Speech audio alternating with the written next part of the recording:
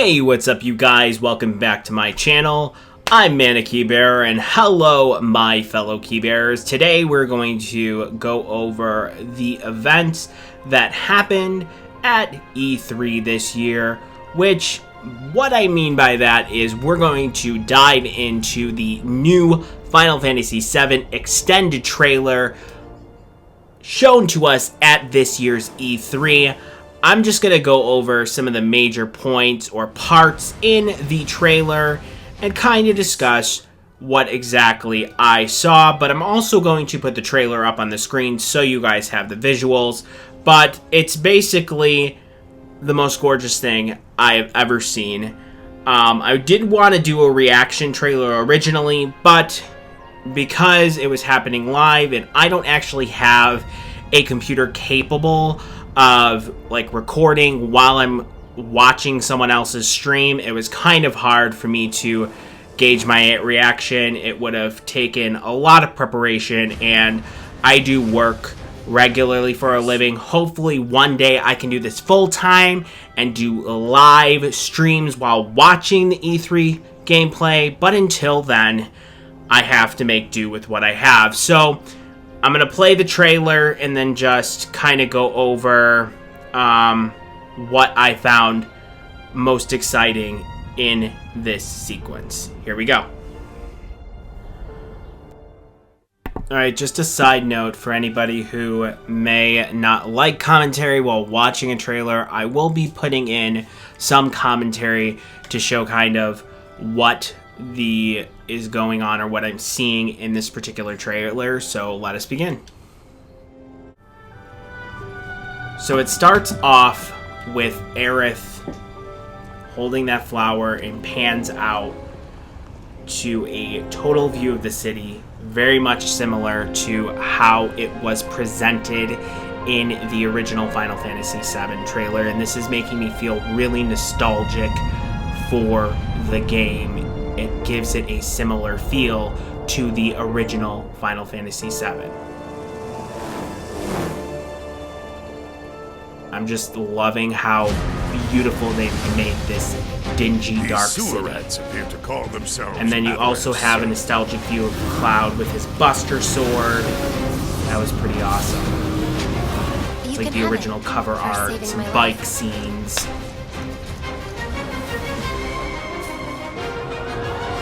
You think he's a keeper? Oh my God. The classic Cloud coming from the top of the train, jumping in. First boss battle. Y'all gotta look at the bigger picture here. Nothing worth fighting for was ever won without sacrifice. Help me! Now the scene with Aerith and these specters, I like vaguely remember it, but don't remember it 100%. And I love how they're showing like Barrett and Cloud and Aerith and how you're gonna fight as them. And this is the best part. Tifa is shown in Marlene. It's such a great feeling to finally see what Tifa actually looks like. I heard you're having second thoughts. Not disappointed. She looks beautiful. I know we have to think big if we're going to make a difference. But not like this. I feel trapped.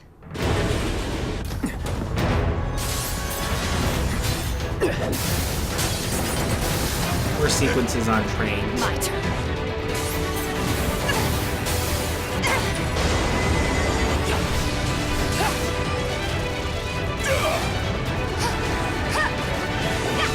Omni punch attack that Tifa has. I believe she had it in the game, but I can't remember.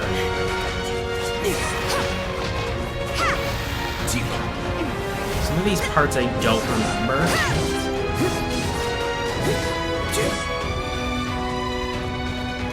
They did say that, like, now he's in the Shinra building, which is kind of cool to finally see. I want to see what it looks like all massacred.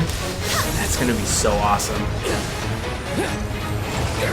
Got you now!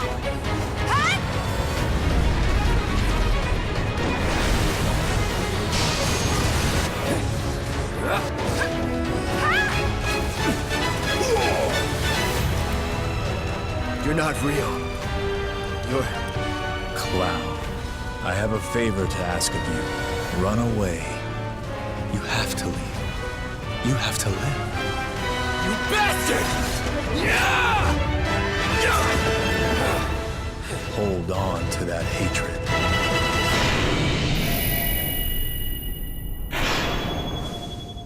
And then it's the end of the trailer. I wonder if there's anything else. And then just reveals the release date. So that's the end of the trailer sequence. I'm gonna go and look at some of the stuff now. Now the ending of the trailer goes into like the different orders that you can have. The one thing that is gonna piss me off is that in the $300 bundle, it's the only way you can get a DLC Carbuncle bonus, and that really, really ticks me off. Especially considering, like, I'm such a big fan of this game, and that little thing, personally, just ticks me off. I really wish that I don't really care if you want to give people, you know, extra artwork, you want to give people extra, you know, bonus figurine, but when it comes to actual content in the game, I am not a proponent for this, oh, you need to buy this $300 to get an extra part of the actual game. Like, that to me is ridiculous. And hopefully that's rectified in being, you know, like a purchasable thing once the game comes out. But for me, I think to spend $300 on a game is ridiculous. Ridiculous. Just saying. Now this next part I want to go over with you is just some of what they showed at the actual presentation at E3 this year, which they showed parts of the playable demo for the game where we got to see some of the battle sequences and how Cloud's going to move within the game itself. Now, I have to say the fighting is pretty reminiscent of like Kingdom Hearts and more so towards Final Fantasy 15, but the game just looks so much better than Final Fantasy 15. So don't get me quoted on that, like, it's just like Final Fantasy 15. No, it is so beautiful the way it looks, and they just kind of showed off this how you need to like get ATB to be able to use special moves, and it puts you into this like mode. I forget what they called it. I think it's this tactical mode, and once you're in tactical mode, you'll be able to use spells and abilities while you're frozen, so you can pick like, you know, like cross slash or maybe magic or whatever, instead of having to use it on the fly, to give it that aspect of the turn-based RPG that some fans might miss from the game, which I thought was really, really cool that they added some turn-based elements into the game for people who may not be into the whole Kingdom Hearts style of gameplay. And then they go into how you can do different attacks and how you can switch between party members and do special moves. It was really, really beautiful, just everything that you can do in the game. Now, every enemy has a focus gauge that fills up as you do damage. Let's see, because this was previews for the demo, because at the end they were kind of like, yeah, there's a demo at the end and you can play it. Do you want to play the demo? So then that got everybody all hyped up in regards to the game, and you know, it just shows different abilities that you can use, like fire, and goes into like focus shot, which I believe is one of Barrett's limits in the game, which was kind of cool to see. and different modes that Cloud can use. Punisher mode, I'm not sure exactly what that is because it doesn't really talk about that, but it does talk about like Braver and Forced Thrust and just different abilities that you can use. Now, some of these abilities I don't remember from the game, and they may be in the original game, and I just can't remember it because it has been a long time since I've seen it. So don't quote me on everything I say in regards to this, only because I'm not like a Final Fantasy VII expert where I know everything. But then it goes into the whole sequence, like in the first part of the game, which I do know this happens in the first. Once you set the bomb, then your first boss comes. And actually, I thought it was actually when you went down. Why do I feel like it was when you went down the elevator? But maybe it wasn't. Maybe it was actually in this section and I just can't remember because it's been so long. I'm going to have to play this game again because it is such a great game. But yeah, it goes into... This is where they actually showed off more of like the switching between characters. And how you can switch between Barrett so that, like, if he claws onto the wall, Barrett, you can switch over to the gun portion so you can shoot at the monster because he's at the wall and Cloud can't get to him because he's so far away type of thing.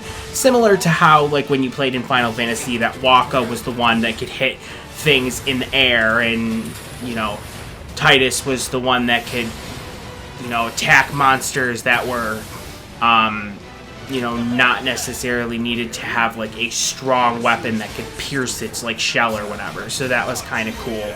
The different ways you're going to be able to play this game and, you know, strategize to how to defeat that particular enemy.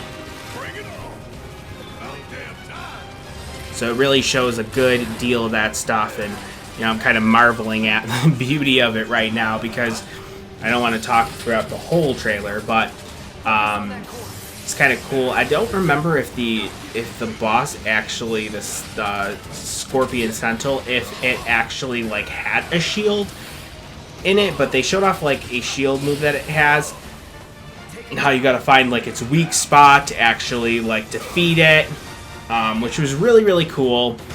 Hopefully they actually bring this to the PlayStation 4 so we can play it. I've heard rumors that they may be doing that, but who really knows, honestly, with Square Enix. They don't always pull through with everything that they necessarily always promise. I mean, it's been in the past where they haven't, but I mean, it's gorgeous. Just, you know, the laser tail attack, which is similar to... which is exactly the way it was in the game, and I think like if you attacked it while it had the laser tail, it would destroy you, but in this, like, you have to use like the environment to like hide behind stuff. It's pretty awesome. It's pretty spectacular what they're doing with this game, and it's so awesome that it's so close to completion. That, I mean, it's really, I don't even know, like 6 or so months away. We're in, I think it's like 6 or so months away. We're in June now. Yeah, so it's about like 10 months away. 10 months away, roughly. So, I mean, it's great. It's looking like it's going to be a Class A game. I really want to say that. I mean, so far, I mean, obviously visuals, never a problem. Just hopefully they don't mess anything up with the story, with everything that they added, because one of the things they did discuss is that Midgar is actually going to be bigger than what it was originally. They've expanded upon it, so it's actually like its own game, supposedly. That's what has been said. But yeah, it looks great. It looks amazing. Alright, so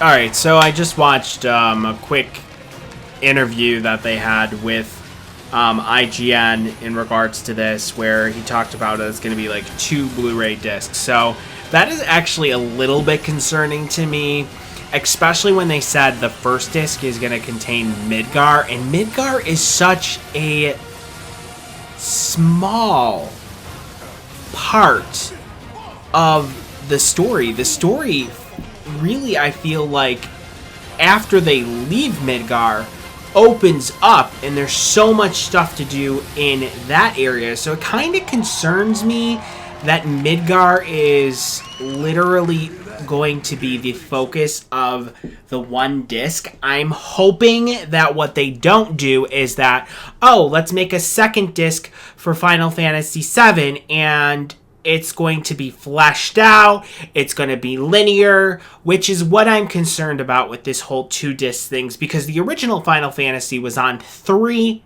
discs to get all the content of that story in. Hopefully, with the way technology is, that is able to be done, but I'm a little scared just from hearing that it's going to be 2 Blu-ray discs. I'm a little scared of that. Hopefully, we will know more coming closer to the release date, on the next chapter, possibly, or maybe we won't. Maybe we'll know that a lot later from then, but it's so exciting to finally do this observation trailer, and as always, my fellow Key Bears, make sure to follow me on Facebook, Twitter, Instagram, YouTube, and Twitch. It's Mana Key Bearer, except for on YouTube, where it's Mana Space Key Bearer. And as always, my fellow Key Bears, stay beautiful and have a good night. Bye.